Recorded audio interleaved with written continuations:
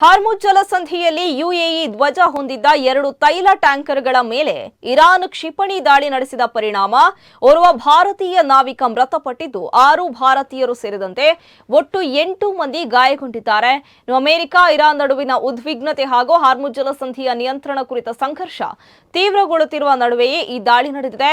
UAE ರಕ್ಷಣಾ ಸಚಿವಾಲಯದ ಪ್ರಕಾರ ಒಮಾನ್ ಸಮುದ್ರ ವ್ಯಾಪ್ತಿಯ ಹಾರ್ಮುಜ್ ಜಲಸಂಧಿಯ ದಕ್ಷಿಣ ಮಾರ್ಗದಲ್ಲಿ ಸಂಚರಿಸ್ತಾ ಇದ್ದಂತಹ ಮುಂಬಾಸಾ ಮತ್ತು ಬಹಿಯಾ ಹೆಸರಿನ ಟ್ಯಾಂಕರ್ಗಳ ಮೇಲೆ 2 ಕ್ಷಿಪಣಿಗಳು ಅಪ್ಪಳಿಸಿದ್ದು 2 ಹಡಗುಗಳಲ್ಲಿ ಬೆಂಕಿ ಕಾಣಿಸಿಕೊಂಡಿತು. ಬಳಿಕ ಅಗ್ನಿಶಾಮಕ ಸಿಬ್ಬಂದಿ ಬೆಂಕಿಯನ್ನ ನಿಯಂತ್ರಣಕ್ಕೆ ತಂದರು. ಗಾಯಗೊಂಡವರಲ್ಲಿ 4ರ ಸ್ಥಿತಿ ಗಂಭೀರವಾಗಿದೆ ಎಂದು ತಿಳಿಸಲಾಗಿದೆ. ಘಟನೆಯನ್ನ ಯುಎಇ ತೀವ್ರವಾಗಿ ಖಂಡಿಸಿದ್ದು ಇದು ಅಂತಾರಾಷ್ಟ್ರೀಯ ಕಾನೂನಿನ ಸ್ಪಷ್ಟ ಉಲ್ಲಂಘನೆಯಾಗಿದೆ ಎಂದು ಹೇಳಿದ್ದಾರೆ. ದೇಶದ ಭದ್ರತೆ, ನಾಗರಿಕರು ಹಾಗೂ ರಾಷ್ಟ್ರೀಯ ಹಿತಾಸಕ್ತಿಗಳನ್ನು ರಕ್ಷಿಸಲು ಅಗತ್ಯ ಕ್ರಮ ಕೈಗೊಳ್ಳುವ ಹಕ್ಕು ಯುಎಇಗೆ ಇದೆ ಎಂದು ಸಚಿವಾಲಯ ಸ್ಪಷ್ಟಪಡಿಸಿದೆ. ಇದೇ ವೇಳೆ ಹಾರ್ಮುಜ್ ಜಲಸಂಧಿಯಲ್ಲಿ ನಿಯಮ ಉಲ್ಲಂಘಿಸಿದ ಹಡಗುಗಳನ್ನು ಗುರಿಯಾಗಿಸಿಕೊಂಡು ದಾಳಿ ನಡೆಸಿರುವುದಾಗಿ ಇರಾನ್ ಹೇಳಿಕೊಂಡಿದೆ.